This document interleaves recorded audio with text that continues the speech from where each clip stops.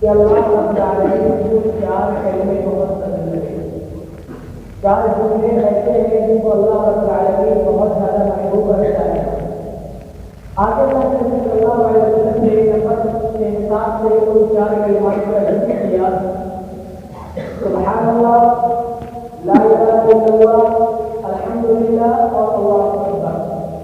مزید آپ نے بیان فرمایا کہ لا يضرك بهن بدأت، اگر آپ حدیث پر عمل کرتے ہوئے ان چار کلمات کا ذکر کرنا چاہتے ہیں تو آپ ان میں سے کسی بھی کلمے کے ذریعے سے ابتدا کیجیے، کوئی فرق نہیں پڑتا۔ آپ چاہے تو پہلے لا الہ الا اللہ پڑھیے یا سبحان اللہ پڑھیے یا اللہ اکبر پڑھیے، ابتدا جہاں سے کیجیے اس ابتدا کرنے سے آپ کو کوئی نقصان اور کوئی فرق نہیں پڑنے والا۔ اس حدیث کا تعلق ذکر و اذکار سے ہے اور کثرت ذکر سے۔ اگر ہم چاہتے ہیں کہ ہم اللہ رب العالمین کی حقیقت سے اور جس کو اللہ رب العالمین پسند کرتا ہے، جس سے محبت رکھتا ہے، اس کا اگر ذکر کریں تو یہ چار کلمات ہمارے لیے بہت ہی اہم ہے۔ اور ہم چلتے پھرتے اٹھتے بیٹھتے اگر زبان سے کلمات کو ادا کریں تو اس کے بہت سارے فوائد بھی حاصل ہوں گے۔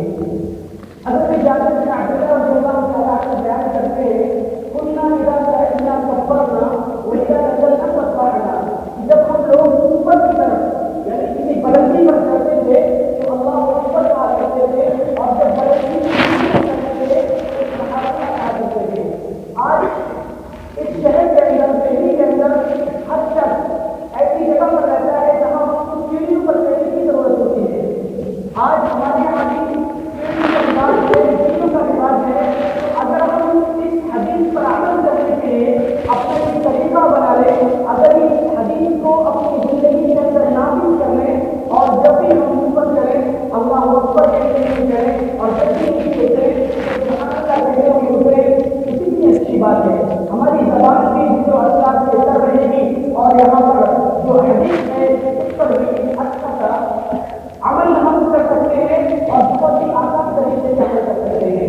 تو یہ بات تو رہی جو اکثر کہ ہمیں اللہ رب العالمین کی پسندیدہ کرنی چاہیے اور اس کار کو اپنی زبان سے ہمیشہ ادا کرتے رہنا چاہیے۔ آگے ہم دیکھتے ہیں کہ ان اذکار کے فائدے کیا حاصل ہوں گے دنیا کے اندر اور آخرت کے اندر۔ اگر ہم ان اذکار کو، ان کلمات کو اپنی زبان سے ادا کرتے ہیں تو ہماری زبان دوسری چیزوں سے، لغویات سے، اصولیات سے محفوظ رہے گی۔ ہم ہر وقت جو ایک دوسرے کی غیبت، چغلخوری، برائی بیان کرتے ہیں اس سے ہم بچے رہیں گے اور ہمیں کوئی بھی خوشی پہنچے گی ہم ہائے وہ اور اس طرح کی کلمات ادا کرتے ہیں۔ اگر ہم خوشی کے موقع سے اللہ اکبر یا سبحان اللہ یا الحمدللہ یا لا الہ الا اللہ جیسے کلمات ادا کریں گے تو یہ ہمارے لیے نام اعمال میں اضافے کا سبب بنے گا اور ہمیں اس پر نیکیاں ملیں گی۔ ایک دوسرا اہم فائدہ اس کا یہ ہوگا کہ ہمارا شمار والذاکرین اللہ کثیرا میں ہوگا اور جب ہمارا شمار کن لوگوں میں ہوگا تو پھر اللہ رب العالمین کے مغفرت اور فضل عظیم سے جاتے رہتا ہے۔ تو اچھا بدلہ اور ایک اچھا ثواب اور نام اعمال میں ہمارے بڑھوتری ہوگی۔ تیسرا اور آخری اور سب سے بڑا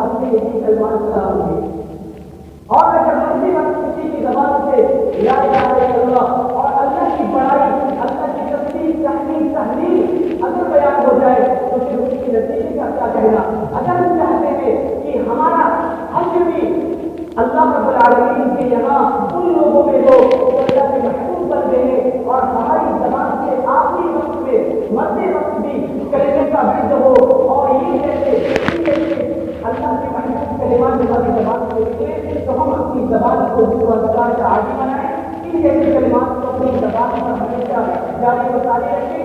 اللہ رب العالمین ہمیں کثرت سے ذکر و اذکار کرنے کی توفیق